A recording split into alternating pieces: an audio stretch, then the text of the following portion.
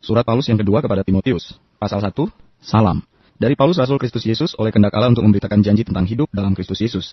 Kepada Timotius, anakku yang kekasih, kasih karunia rahmat dan damai sejahtera dari Allah Bapa dan Kristus Yesus Tuhan kita, menyertai engkau. Ucapan syukur dan nasihat untuk bertekun. Aku mengucap syukur kepada Allah yang kulayani dengan hati nurani yang murni, seperti yang dilakukan nenek moyangku. Dan selalu aku mengingat engkau dalam permohonanku, baik siang maupun malam. Dan apabila aku terkenang akan air matamu yang kau curahkan, aku ingin melihat engkau kembali supaya penuhlah kesukaanku. Sebab aku teringat akan imanmu yang tulus ikhlas, yaitu iman yang pertama-tama hidup di dalam nenekmu Lois, dan di dalam ibumu Eunike, dan yang aku yakin hidup juga di dalam dirimu. Karena itulah kuperingatkan engkau untuk mengobarkan karunia Allah yang ada padamu oleh penumpangan tanganku atasmu. Sebab Allah memberikan kepada kita bukan roh ketakutan, melainkan roh yang membangkitkan kekuatan, kasih, dan ketertiban.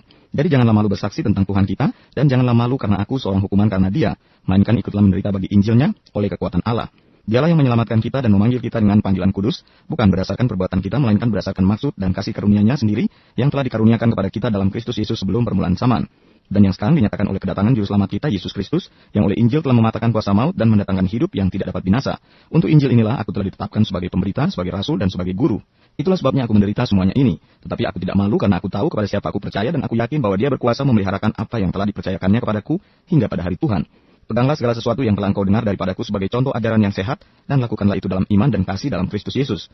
Peliharalah harta yang indah yang telah dipercayakannya kepada kita, oleh Roh Kudus yang diam di dalam kita. Engkau tahu bahwa semua mereka yang di daerah Asia Kecil berpaling daripadaku, termasuk Figelus dan Hermogenes. Tuhan kiranya mengaruniakan rahmatnya kepada keluarga Onesiphorus yang telah berulang-ulang menyegarkan hatiku. Ia tidak malu menjumpai aku di dalam penjara. Ketika di Roma ia berusaha mencari aku dan sudah juga menemui aku. Kiranya Tuhan menunjukkan rahmatnya kepadanya pada harinya. Betapa banyaknya pelayanan yang ia lakukan di Efesus, engkau lebih mengetahuinya daripadaku.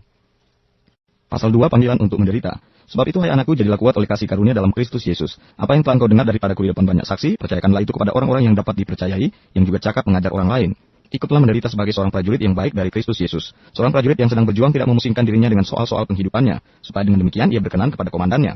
Seorang olahragawan hanya dapat memperoleh mahkota sebagai juara apabila ia bertanding menurut peraturan-peraturan olahraga. Seorang petani yang bekerja keras haruslah yang pertama menikmati hasil usahanya. Perhatikanlah apa yang kukatakan. Tuhan akan memberi kepadamu pengertian dalam segala sesuatu. Ingatlah ini, Yesus Kristus yang telah bangkit dari antara orang mati, yang telah dilahirkan sebagai keturunan Daud, itulah yang kuberitakan dalam Injilku. Karena pemberitaan Injil inilah aku menderita, malah dibelenggu seperti seorang penjahat. Tetapi firman Allah tidak terbelenggu. Karena itu aku sabar menanggung semuanya itu bagi orang-orang pilihan Allah, supaya mereka juga mendapat keselamatan dalam Kristus Yesus dengan kemuliaan yang kekal. Benarlah perkataan ini, jika kita mati dengan Dia, kita pun akan hidup dengan Dia. Jika kita bertekun, kita pun akan ikut memerintah dengan Dia.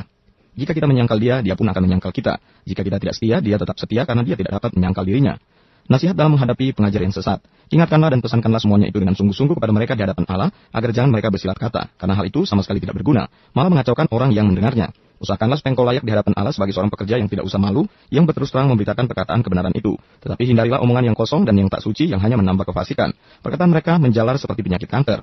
Di antara mereka termasuk Himeneus dan Filetus, yang telah menyimpang dari kebenaran dengan mengajarkan bahwa kebangkitan kita telah berlangsung dan dengan demikian merusak iman sebagian orang. Tetapi dasar yang diletakkan Allah itu teguh dan meterainya ialah Tuhan mengenal siapa kepunyaannya.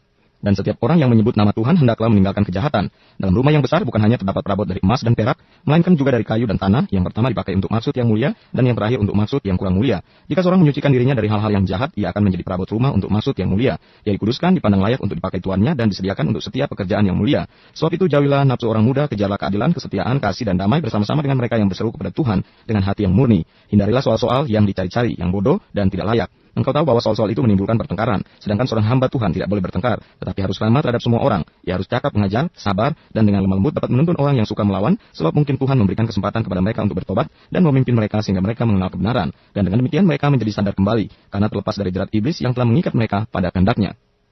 Pasal 3, keadaan manusia pada akhir zaman. Ketahuilah bahwa pada hari-hari terakhir akan datang masa yang sukar. Manusia akan mencintai dirinya sendiri dan menjadi hamba uang.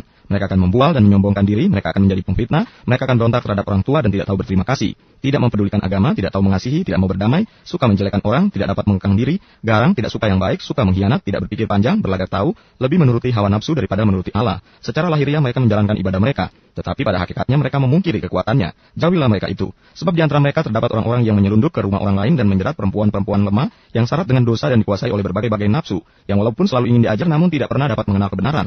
Sama seperti Yanes dan Yambres menentang Musa, demikian juga mereka menentang kebenaran. Akal mereka bobrok dan iman mereka tidak tahan uji. Tetapi sudah pasti mereka tidak akan lebih maju, karena seperti dalam hal Yanes dan Yambres, kebodohan mereka pun akan nyata bagi semua orang.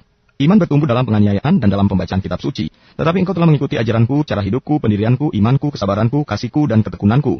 Engkau telah ikut menderita penganiayaan dan sengsara seperti yang telah kuderita di Antiokhia dan di Ikonium dan di Listra. Semua penganiayaan itu kuderita dan Tuhan telah melepaskan aku daripadanya. Memang setiap orang yang mau hidup beribadah di dalam Kristus Yesus akan menderita aniaya. Sedangkan orang jahat dan penipu akan bertambah jahat. Mereka menyesatkan dan disesatkan.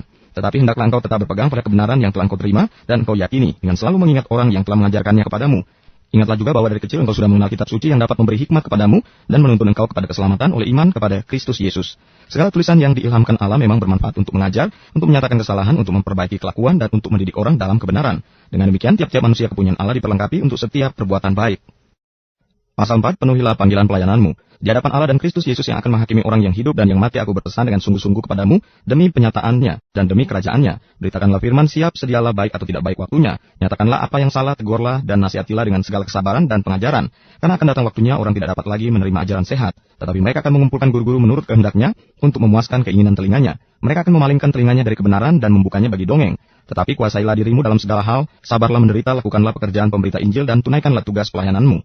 Mengenai diriku, darahku sudah mulai dicurahkan sebagai persembahan, dan saat kematianku sudah dekat. Aku telah mengakhiri pertandingan yang baik, aku telah mencapai garis akhir, dan aku telah memelihara iman. Sekarang telah tersedia bagiku mahkota kebenaran yang akan dikaruniakan kepadaku oleh Tuhan, hakim yang adil pada harinya. Tetapi bukan hanya kepadaku, melainkan juga kepada semua orang yang merindukan kedatangannya. Pesan terakhir, berusahalah supaya segera datang kepadaku, karena Demas telah mencintai dunia ini dan meninggalkan aku. Ia telah berangkat ke Tesalonika, Kreskas telah pergi ke Galatia, dan Titus ke Dalmatia. Hanya Lukas yang tinggal dengan aku. Jemputlah Markus dan bawalah ia kemari, karena pelayanannya penting bagiku. Tikikus telah kukirim ke Efesus. Jika engkau kemari, bawa juga jubah yang kutinggalkan di Troas, di rumah Karpus, dan juga kitab-kitabku, terutama perkamen itu. Alexander, tukang tembaga itu, telah banyak berbuat kejahatan terhadap aku. Tuhan akan membalasnya menurut perbuatannya. Hendaklah engkau juga waspada terhadap dia, karena dia sangat menentang ajaran kita. Pada waktu pembelaanku yang pertama, tidak seorang pun yang membantu aku. Semuanya meninggalkan aku. Kiranya hal itu jangan ditanggungkan atas mereka. Tetapi Tuhan telah mendampingi aku dan menguatkan aku, supaya dengan perantaranku Injil diberitakan dengan sepenuhnya, dan semua orang bukan Yahudi mendengarkannya. Dengan demikian aku lepas dari mulut singa, dan Tuhan akan melepaskan aku dari setiap usaha yang jahat. Dia akan menyelamatkan aku sehingga aku masuk ke dalam kerajaannya di sorga. Baginya lah kemuliaan selama-lamanya. Amin. Salam. Salam kepada Priska dan Aquila dan kepada keluarga Onesiphorus. Erasus tinggal di Korintus dan Trofimus kutinggalkan dalam keadaan sakit di Miletus. Berusahalah kemari sebelum musim dingin. Salam dari Ebulus dan Pudes dan Linus dan Claudia dan dari semua saudara. Tuhan menyertai rohmu, kasih karunia-Nya menyertai kamu.